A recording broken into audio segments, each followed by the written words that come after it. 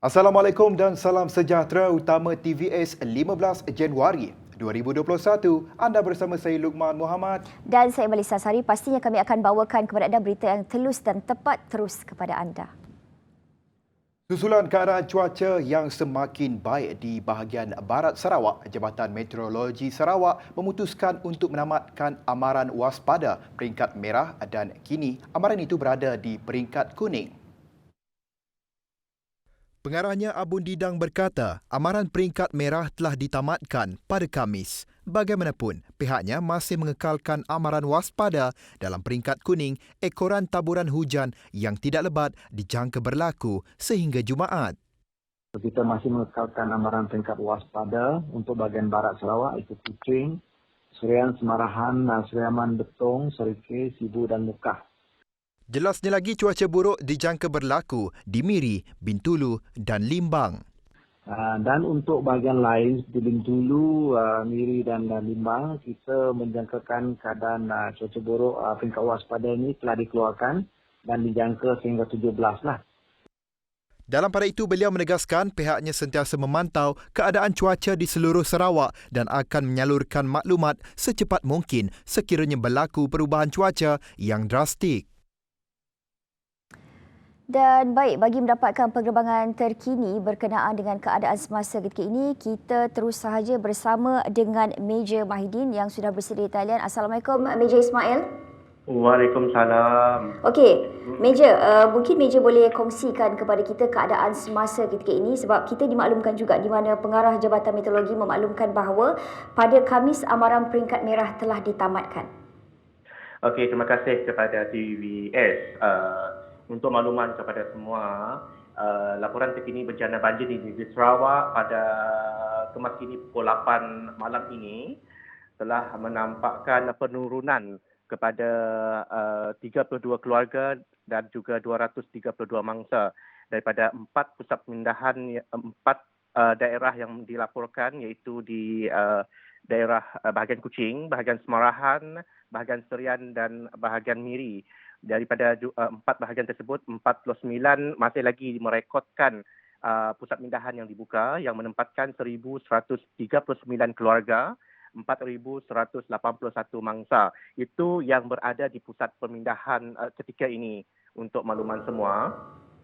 Jadi, Major Ismail, mungkin ada penambahan tempat untuk mereka, terutamanya orang awam, yang mungkin masih lagi terkandas di beberapa kawasan yang mungkin akan ada berisiko tinggi, Major Ismail. Okey, seperti yang dilaporkan oleh Jabatan Meteorologi, keadaan cuaca semakin baik dan juga keadaan semakin reda.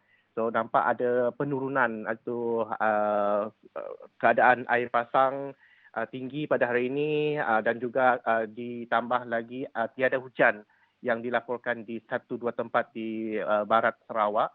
So, mendapat trend yang nampak ada pengurangan jumlah keluarga dan mangsa. InsyaAllah pada keesokan mungkin ada 2-3 buah pusat pemindahan yang akan ditutup untuk mereka kembali ke rumah masing-masing. Jadi, Major Ismail, mungkin Major Ismail ada sebarang nasihat kepada orang awam misalnya yang mungkin ketika ini masih lagi keluar di beberapa kawasan tempat yang mungkin akan terkandas misalnya. Okey, untuk orang awam dinasihatkan untuk sentiasa bersiap siaga dan pastikan semua keperluan yang penting seperti dokumen-dokumen yang penting perlu disimpan dan dibawa bersama sekiranya diarahkan oleh pihak berkuasa untuk berpindah di tempat pusat pemindahan, kerana kita tidak boleh jangka sebab sekarang ni masih lagi dalam monsun timur laut yang mana monsun timur laut di Sarawak baru saja bermula dan dijangka tamat pada bulan Mac nanti.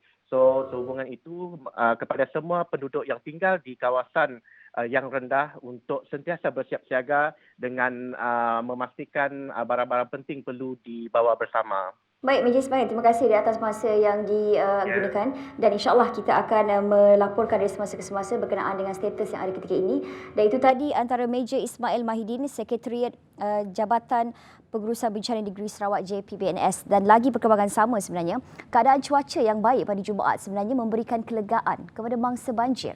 Namun ramai yang masih mengambil langkah berjaga-jaga memandangkan cuaca tidak menentu dan fenomena air pasang besar dijangka berlarutan sehingga Ahad. Berdasarkan tinjauan kru TVS di beberapa lokasi di sekitar Kuching, keadaan air yang beransur surut membuatkan penduduk menarik nafas lega. Mereka mengambil kesempatan untuk membersihkan rumah serta lebih bersedia sekiranya banjir berlaku sekali lagi. Bagi seorang mangsa yang terjejas banjir di Kampung Paroh, Sabtuyah Majini berkata, banjir pada kali ini adalah lebih teruk berbanding sebelumnya. Pukul 4 kira lah. Ya, macam naiklah sampai dekat paras. No ya pelak lah. Ya laki mek ada.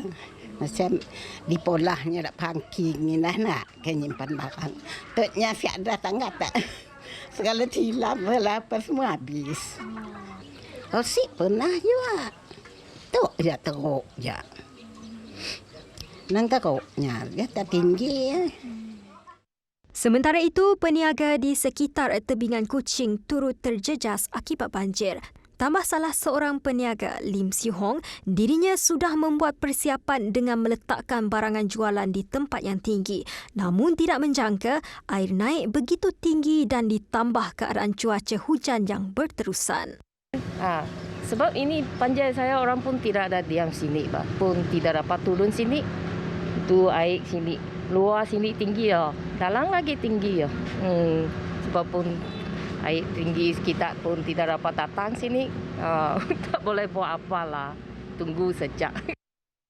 Enggan perkara tersebut berulang, pelbagai langkah diambil untuk mengelak sebarang kerugian. Kami orang kami simpan kotak dulu yang macam kami simpan kotak yang bersih kiralah kami simpan atas dia. Jadi ada satu meja, kami orang naik angkat meja saja dulu, takut kena air macam ni. Okay. Oh kami kalau banjir akan datang lagi, mungkin kami ambil sesuatu, mungkin bikin kayu ke apa, simpan barang ke tinggi sikit lah, apa simpan loteng ke apa macam simpan atas naik lah, ini macam lah biar tidak kena air macam ni. Sementara itu, untuk perkembangan lanjut mengenai banjir di Sarawak, kita bersama rakan setugas Connie Grace yang kini berada di Kampung Bintawak. Dipersilakan Connie. Baik, terima kasih rakan setugas di studio. Sekarang ini saya berada di kawasan Kampung Bintawak Tengah. Apa yang dapat saya lihat di sini adalah keadaan air sudah mulai surut. Mungkin kerana sepanjang hari ini air hujan tidak turun dan cuaca pun cerah. Namun penduduk di kampung ini masih mengamalkan sikap berwaspada dan sentiasa berhati-hati walau bagaimanapun penduduk masih dalam keadaan takut dan cemas jika air akan naik pada waktu subuh nanti. Seperti yang anda boleh lihat, di kawasan ini rata-rata penduduk meletakkan kereta di sepanjang bahu jalan sehingga ke Jambatan Tun Salehuddin ini. Saya difahamkan oleh salah seorang penduduk kampung tadi di mana semalam air mencecah parah selutut. Tetapi sekarang air sudah mulai surut. Itu saja yang dapat saya sampaikan. Lukman dan Melissa. Saya Connie Grace dan juga juru kamera Muhammad Gusti. TVS Kampung Bintawak Tengah. Salam hormat.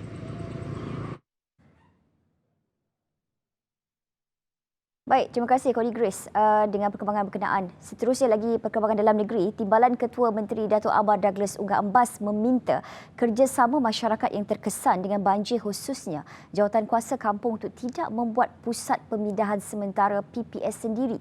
Sebaliknya, laporkan terus kepada pejabat daerah atau bahagian masing-masing untuk tindakan dari JPBNS yang mempunyai anggota terlatih dan berpengalaman dalam menguruskan proses berkenaan. Please don't do that. Jangan bentuk pusat pemindahan sementara sendiri. Kerana kerja SDMC adalah mendirikan pusat pemindahan sementara adalah tanggungjawab SDMC. Dan dalam keadaan kita menghadapi COVID-19 ini, SOP dalam pusat pemindahan sementara itu adalah ketat. Operasi mencari dan menyelamat lelaki yang hilang selepas terjatuh di Sungai Sarawak pada Khamis diperluaskan sehingga ke radius 16 km. Bagaimanapun sehingga petang mangsa masih gagal ditemukan. Ikuti laporan rakan setugas Khairul Zarif yang mengikuti operasi SAR di Sungai Sarawak. Hari ini adalah hari kedua mencari mangsa yang hilang di Sungai Sarawak dan pencarian ini saya difahamkan dibuat di sekitar Sungai Sarawak sehingga ke Baras, iaitu sepanjang 16 km. Dan tragedi ini berlaku semalam di mana kedua-dua mangsa terjatuh dari Jambatan Satok. Dan baik, kita bersama dengan Ketua Balai Bomba Petrajaya bagi menjelaskan lebih lanjut bagi operasi pencarian tersebut, iaitu Tuan Azharul. Baik Tuan, apa perkembangan operasi SAR pencarian ini? Perkembangan semasa operasi SAR hari kedua ini melibatkan berbagai agensi, bomba, polis, live patrol dan APM, seramai aset seramai 8 buah bot, di mana pencarian radius lebih kurang ke hilir 16 km dan ke hulu lebih kurang 17 km. Di samping pada yang sama kita juga membuat bantuan untuk PPS banjir. Dan dalam masa tersebut mangsa kali terakhir dipercayai menggunakan baju berwarna hitam, lelaki berusia 33 tahun. Dan kita masih giat membuat operasi di mana kita lebih tertumpu kepada di pesisir gigi air lah, dan memandangkan keadaan air agak deras waktu mangsa terjatuh. Dan alhamdulillah sekarang ini air agak moderate, maksudnya tidak begitu deras lah. Baik, apakah cabaran semasa menjalani ops pencarian ini? Cabarannya adalah musim ini kita juga terlibat dengan banjir juga. Kita terpaksa menggerakkan pasukan daripada yang bercuti untuk turut serta dalam operasi ini, dan juga dengan keadaan semasa kita dapat lihat air dengan sampah menyukarkan visual untuk kita melihat situasi mangsa. Kalau diukurkan dalam teorinya, mangsa dalam hari kedua adalah timbul lah, dan mungkin penuh timbul pada hari ketiga lah. Bagaimana pula dengan mangsa yang terselamat? Bagaimanakah keadaan beliau sekarang? Okey, untuk mangsa yang selamat, kita telah menghantar mangsa di hospital dan telah diselamatkan oleh pihak orang awam lah, di mana mangsa didapati penuh dengan air lah, dan terus dihantar ke hospital menggunakan MRS bomba lah. So, apakah pesanan kepada orang awam ketika musim banjir ini, Tuan? Okey, pesanan istimewa saya lah untuk warga yang terlibat mencari nafkah di air, utamakan penggunakan PPE lah. Sama ada anda mahir ataupun tidak mahir, gunakan PPE. Memandangkan keadaan sini air agak deras dan tidak menentu lah. Baik, terima kasih Tuan Azharul. Okey, orang awam diingatkan untuk berjaga-jaga ketika musim banjir ini dan sentiasa menjaga keselamatan diri. Baik, itu sahaja laporan dari kami dari sini. Saya Khairul Zarif Afindi dan juru kamera Fikri Razak melaporkan untuk TVS. Sementara itu, pada petang Jumaat, pasukan mencari dan menyelamat terpaksa meminta pembilik mengalih tongkang bagi mencari mangsa. Bagaimanapun, usaha berkenaan masih gagal membuahkan hasil. Dalam pada itu, Ketua Balai Bomba Petrajaya, Azharul Sahari memberitahu operasi mencari pada Sabtu akan diperluaskan sehingga ke hulu sungai. Tragedi lelaki yang dikuatiri lemas di jeti Kubah Ria pada Khamis itu turut mendapat respon tegas dari pengarah Jabatan Bomba dan Penyelamat Malaysia Negeri Sarawak, Khairuddin Rahman. Menurut Khairuddin, orang ramai diminta untuk tidak leka tak kala kita sedang menghadapi kebimbangan musim banjir. Sila beri perhatian kepada anak-anak supaya tidak melanggar pertama kali SOP COVID-19, dan keduanya bermain air di tempat berlakunya banjir inilah, sebab sekiranya kesilapan berlaku, kecelakaan boleh mengundang. Jadi dalam perkara ini pastikan 3L, lupa, lalai, leka tidak ada pada kita dan keluarga kita, supaya kita tidak menjadi mangsa kepada selain daripada COVID-19, banjir dan jadi malapetaka yang boleh menyebabkan kehilangan nyawa. Baik, terima kasih kerana masih lagi setia bersama kami di Utama TVS. Lagi perkembangan dalam negeri. Hilang tempat bergantung namun terpaksa kuat demi anak-anak. Itu kata isteri mangsa Manisa Musa, 34 tahun, atas tragedi yang menimpa suaminya pada Selasa lepas setelah diserang buaya. Allahyarham sebelum ini dilaporkan diserang buaya ketika mengambil pukat bersama ayahnya di Sungai Meranik kira-kira jam 3 pagi. Usaha mencari dan menyelamat telah dijalankan bagaimanapun ditamatkan pada Khamis pada jam 1.45 tengah hari setelah keluarga berpuas hati dan yakin akan penemuan sebahagian tubuh mangsa. Menurut Manisa, Allahyarham merupakan seorang yang ramah dengan ahli keluarga termasuk penduduk kampung yang mengenalinya. Masih terbayang akan wajah Allahyarham pulang membawa hasil laut, Manisa berkata dia terpaksa akur dengan pemergian ini dan harus kuat demi anak-anak walaupun kini hilang tempat bergantung. Apa yang lebih menyedihkan, anak-anak turut bertanya akan keberadaan bapa mereka, malah acap kali bertanya kepada ibu mereka, "Kena buaya makan bapa, mak?" Sementara itu, susulan keganasan buaya di kampung ini, bapa mangsa Azhar Razali masih nekat untuk terus mencari punca pendapatan menerusi pekerjaan ini. Kata kami terpaksa nunggu natulah apa nama pemuruan buaya tu lah. Sebenarnya pemuruannya menyelidiki kita ada sampai 70% ke 80% lah pendapatannya yang besar ada yang mungkin turun ke sungai balik tu. Katanya ini merupakan punca pencarian utama untuk menyara keluarga mereka. Selain itu, Hafiz Hamran dan Zakaria Madian turut bersependapat dengan bapa mangsa. Okey, oleh kerana masa tu kita dah ada 2 kes. Dari bulan 12 setik ada 1 kes dan lepas dia bulan 1 setik ada lagi 1 kes. Jadi ada 2 kes lah. Oleh kerana macam kita nunggu dari operasi untuk sidak SFC sama dengan sidak semerahan Krokodil Hunter dulu lah. Sidaknya akan mula sidaknya akan mula tidakkan di sungai tu sama ada untuk nangkap sidaknya ke atas sungai. Jadi macam kami orang yang kerap selalu turun tu, kami tunggu dalam keadaan gedar dulu lah. Mungkin dalam masa sebulan, 2 bulan macam ni lah. Kita nanggap keadaan juga dulu lah. Macam ni keadaannya. Sebab majoriti penduduk kampung tu sidaknya masih bergantung harap dengan hasil hasil sungai. Cik Banira dulu lah. Bawa tu pergi ke sungai sebab kes dah makin meningkat cakap tu. Lagipun dia pun benda yang mengganas buat masa tu. Macam dulu ni senang orang cari main nyala udang ke apa ada bahaya. Tapi masa tu dah makin mengganas, kami orang rasa ada takut juga lah. Di sinilah lokasi kejadian mangsa serangan buaya Azian Azhar atau lebih dikenali sebagai Atan ketika mengambil pukat bersama bapanya pada kejadian Selasa lalu kira-kira jam 3 pagi. Dan para nelayan diingatkan agar terus berhati-hati ketika mencari sumber pendapatan selepas ini ketika musim tengkujuh. Dan ingat, orang ramai diminta untuk segera menghubungi pihak Perbadanan Perhutanan Sarawak SFC jika melihat kelibat sang buaya ini. Laporan Akmal Saleh untuk TVS.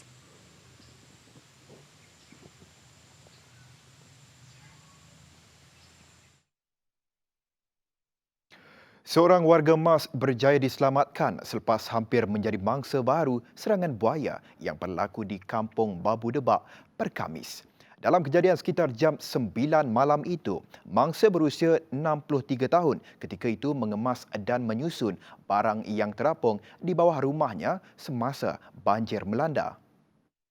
Ketika kejadian, mangsa difahamkan sedang menaiki tangga dan secara tiba-tiba diserang oleh reptilia itu di bahagian pahanya. Mangsa yang tersentak dengan gigitan tersebut cuba melepaskan diri dengan bertahan di tangga. Kemudian anak saudaranya yang mendengar situasi getir tersebut terus membantu mangsa. Mangsa bagaimanapun dikejarkan ke klinik kesihatan Debak untuk mendapat rawatan. Difahamkan mangsa kini stabil setelah menerima 19 jahitan di bahagian pahanya. Orang ramai diminta menghubungi Perbadanan Perhutanan Sarawak SFC atau meminta bantuan pihak berkuasa jika terlihat kelibat buaya berdekatan kawasan kediaman mereka ketika musim banjir.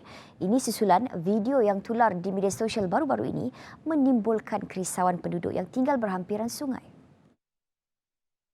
Ketua Pegawai Eksekutif SFC Zokep Lee Muhammad Aton berkata video tersebut boleh menimbulkan kebimbangan dalam kalangan penduduk mengenai ancaman buaya berkenaan.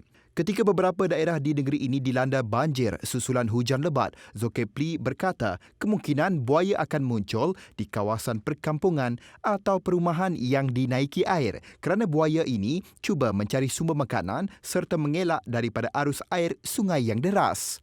Seperti video yang tular mengenai kemunculan buaya baru-baru ini, Zulkifli turut menegaskan SFC mendapati video tersebut adalah video lama yang disebarkan oleh individu yang tidak bertanggungjawab. Dan sebelumnya pun ada juga mengatakan viral di Lutung. So, cek kami orang habis cek. Padu ya cerita lama aja. Saya pun tahu sini sebenarnya benda ya. So, saya ingin menyatakan di sinilah. Seandainya sudah netizen kita, ya, kalau adanya sebenarnya ada report boyak tu, kalau boleh letaklah lokaliti dan bila. Ya. Orang ramai boleh menghubungi pihak pengawal hidupan liar SFC di talian seperti yang tertera. Dalam pada itu, beliau turut menasihati orang awam untuk berhati-hati semasa musim banjir kerana terdapat haiwan yang berbisa serta liar. Malaysia merekodkan kes COVID-19 dengan mencatatkan sebanyak 3,211 kes pada Jumaat. 3,206 merupakan kes tempatan, manakala 5 lagi merupakan kes import. Ini menjadikan jumlah keseluruhan kes di negara ini meningkat sebanyak 151,066 kes. Sementara itu, Sarawak merekodkan 60 kes positif baru COVID-19 hari ini. 43 kes dicatatkan di Sibu, Miri 10, Kuching 5 dan Kanawit 2. Ini sekaligus menjadikan jumlah keseluruhan kes positif di Sarawak meningkat kepada 1,980 kes.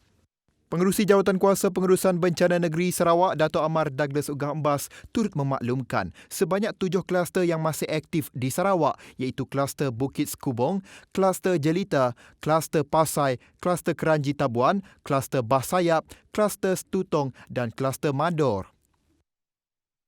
Pusat saringan di perkarangan Stadium Tertutup Sibu tidak beroperasi bermula 16 Januari 2021. Ia susulan pelaksanaan Perintah Kawalan Pergerakan PKP di daerah berkenaan.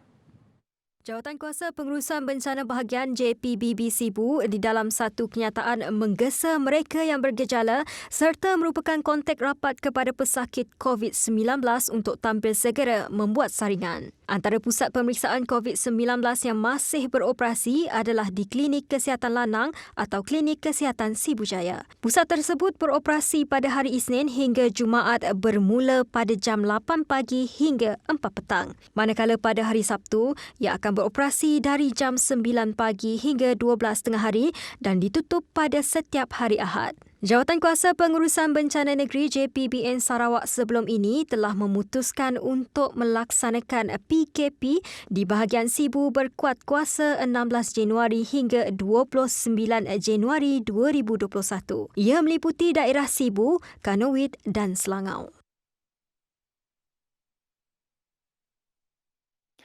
Sarawak telah menerima sebanyak 61,200 peralatan perlindungan peribadi PPE yang ditempahas dari China. Menteri Kerajaan Tempatan dan Perumahan Sarawak, Datuk Seri Dr. Sim Kohian berkata, pengagihan PPE itu akan mengutamakan keperluan petugas barisan hadapan di Sibu dan Miri. Tambahnya, menerusi perkongsian di Facebook rasminya pada Khamis, Kerajaan Sarawak mengutamakan dan mementingkan petugas barisan hadapan dalam menghadapi pandemik COVID-19. Malah, kata beliau, kepimpinan Kerajaan Negeri sentiasa komited membantu Jabatan Kesihatan Negeri Sarawak dalam menyediakan kemudahan serta perkhidmatan kesihatan yang sempurna kepada rakyat Sarawak.